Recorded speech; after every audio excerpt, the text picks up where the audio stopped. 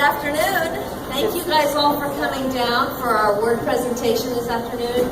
We're thrilled to be here. My name is Cindy Samuelson and I work at the Kansas Hospital Association. Our association represents 127 community hospitals in Kansas. Our vision is optimal health for all Kansans. And that is what this program is really leading and doing. I am also thrilled today to introduce the CEO of our foundation, which was established in 1969. The Kansas Hospital Education and Research Foundation also shares the same vision and is actually in charge of this program. So without any hesitation, allow me to introduce Melissa Hungerford, the CEO of CAVR. Melissa. Thank you, Cindy. Welcome to all of you. It's so great to see all these faces out here, and you all are covering a beautiful spread that your folks have put together. So I can't wait to get to that part.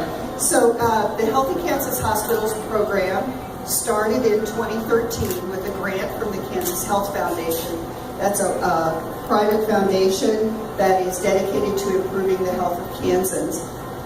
The project is a collaborative approach that works with hospitals and communities across the state to improve the food and beverage choices, both in hospitals and now with this year's activity, pushing that outside of the hospital and beginning to impact the health of communities as we go forward. We've had a wonderful advisory group from around the state helping us with this, so we've been trying to be very relevant to local hospitals and how they can do their work. And I want to introduce Haley Finch-Ginshork, who has been our staff person, who's led this charge. She's done a great job, so help me give her a hand.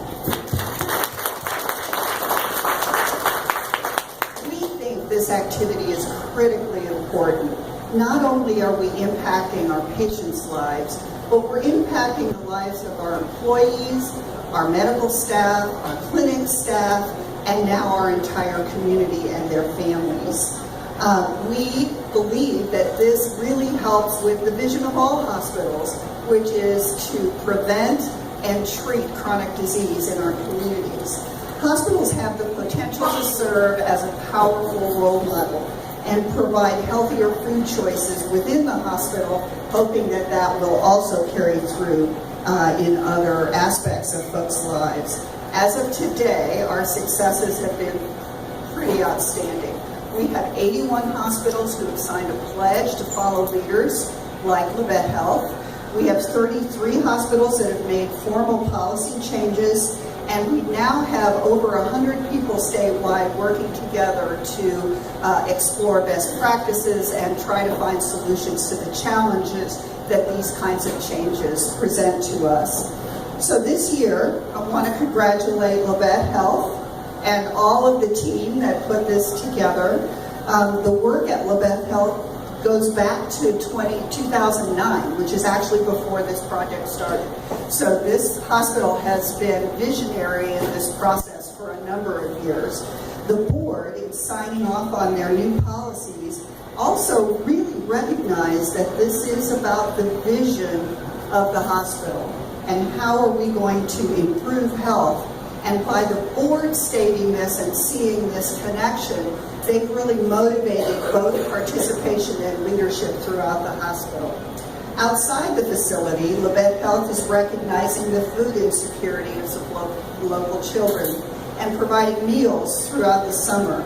Engaging community partners, the project gains sustainability and can assure that children are not hungry in this community.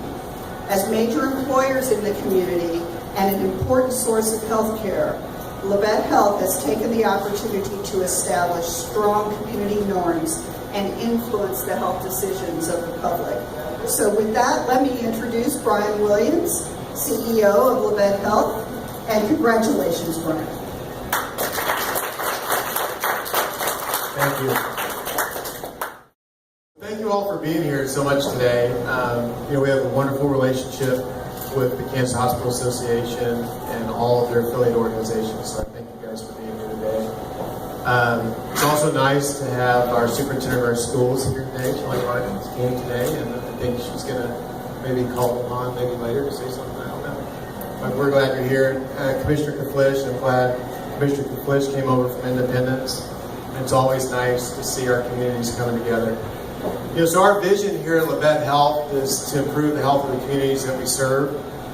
I got this wrong the other day, so correct me, there's 105 counties in the state of Kansas, right? So the Robert Woods Johnson report came out, a few weeks ago, and it showed, where counties ranked on several factors. It's not, not just healthcare, but health outcomes and health behaviors and those things. We have a lot of work, to do with smoking, cessation, obesity, diabetes, all the chronic diseases that Melissa was talking about, and Cindy. So leadership is not sometimes being popular. It's making a hard choice and a hard decision, and you leaders, have done that because you reflect the values. We're a community asset, so our job is to really take the assets and the resources we have here, reflect them back to the community, and try to help attain our vision.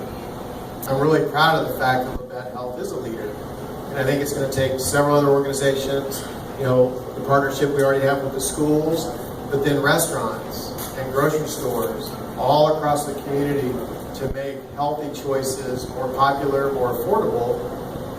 So I would challenge you, if you haven't read Blue Zones and you want to make a difference in the world, this is probably the best way that we can make a difference. Hospitals will not be able to improve the health of the communities that they serve without the partnerships with the schools, the grocery stores, the restaurants, businesses, and everybody.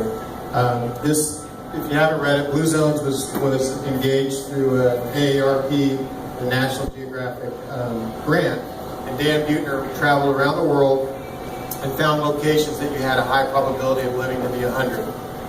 And interesting, Lomolito, California is one in the United States, Costa Rica, there's an island in Greece, Okinawa, Japan, and he boiled it down into 9 factors. So 9 things, if you want to live healthy, move naturally. Think about how many times we could, I live 1.2 miles from here. I could walk to work. Sometimes I run. You guys see me, make fun of me, and I run back home. Have purpose. Most people who live to be 100 have a faith. They have some purpose in life, a higher calling. Downshift. I don't do that very well. Anybody in healthcare administration these days doesn't downshift very well. Hari Hachibu is the 80% rule. It's interesting. I don't know if our plate's 12 inches or 10. It's a 2-inch difference. A lot of plates in Japan are 2 inches smaller than ours. And Hari Hachibu, before Okinawans eat, they say Hari Hachibu, which basically means eat till you're not hungry anymore. Americans, we eat till we're full. Go to the buffet. Plant slant. Eat more plants, less meat. Wine at 5. Wine has been proven, the antioxidants, a glass of wine, again, moderation is healthy for you. Belong to a group, have loved ones, have friends, and then right tribe. Hang out with people that share values that you have. So I just wanted to share that with you. And thank you so much for this award, and I hope we'll continue every day to earn it. Okay, I'm not the one that normally stands out here and talks. My family's always told me, be quiet, Mom, be quiet. But in answer to Brian's what size plate, we use a 9-inch plate. So we do use a smaller plate. I came to Labette Health about 7.5 years ago. And when I first came, I was told about the Wellness Committee and how can we make changes. Well, when I first came, we had the dining area in what is now Main Street. And when I walked in, they had bohos, donuts, honey buns. And so slowly when we moved into the new cafeteria, it's like, we're not putting that stuff out here. And so we have slowly changed products. We've gone to healthier products. Products in lower sodium.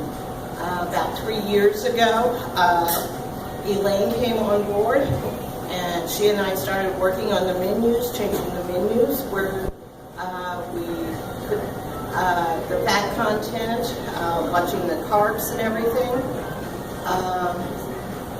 Then we started putting out the infused water.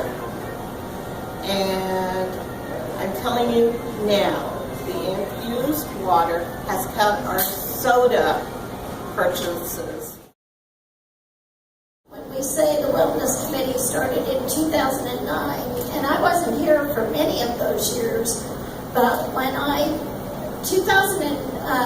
2009 is when that was started. 2012, Parsons received a $50,000 grant from the National Recreation and Park Association for a summer food program.